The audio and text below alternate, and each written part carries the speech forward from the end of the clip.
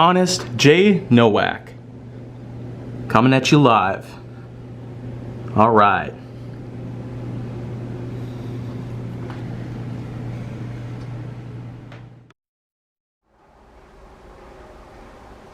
A pleasure to meet all at last, and welcome back to Honest J. Nowak Graphix. And yeah, Graphix is certainly what I'm going to be referring to this little series that I have going along on the same tangent as Honest J. Nowak itself. Well, anyways, we still got a boatload of different games out there. 57 to pick out from. And the next one that I got here is a Call of Duty title out there. Advanced Warfare. Because, well, I actually did call this one of the best that I've played. If you've seen my top 20 best PS4 games I've ever played countdown video, then well, you probably would have seen that Call of Duty Advanced Warfare might not have been as good as several other Call of Duty titles that I've also played, but at the same time, I'm willing to give this one a shot way more times than not in comparison to many others. And there are a couple of reasons for this. The first and foremost thing that has happened is that, well, this film itself within a video game, I mean, I kind of get confused between the two, because the thing is, well, it certainly looks more like a live action film made for video game style animation on a PS4 console or Xbox One, depending on which one you play.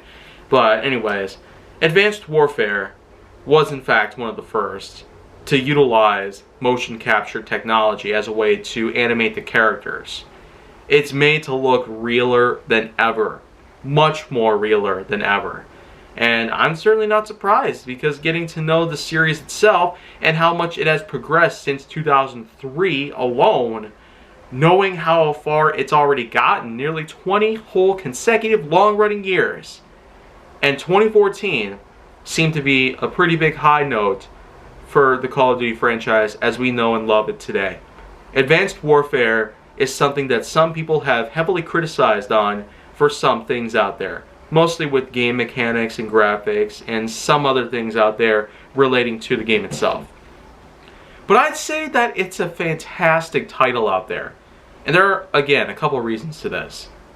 I may get shuffled between a video game and a movie, but again, its usage of motion capture was incredible to look at. The whole entire time I played this, I tend to go back and forth and hardly distinguish the two there.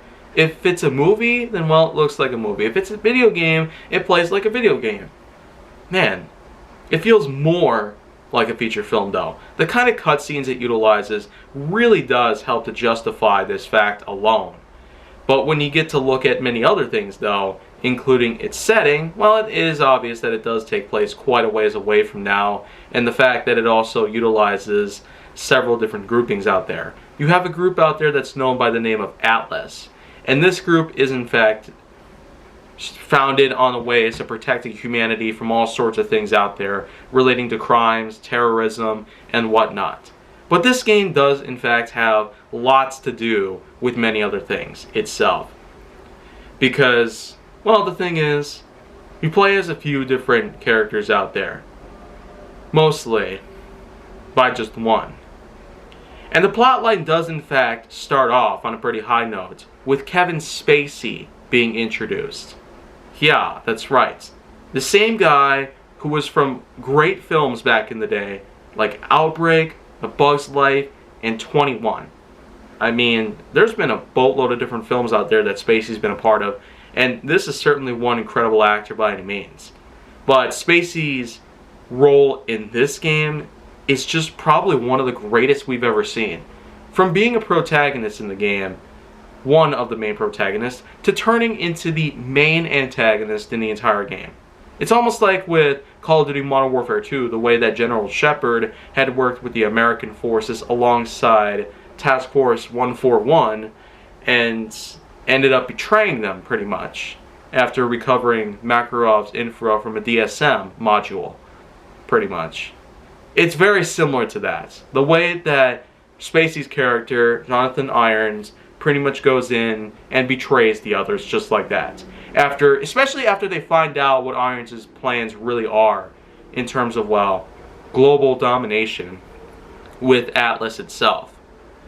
But in the end, the entire team comes together and goes face to face with Jonathan Irons' army, and then eventually 2 irons, in which, well, guess what?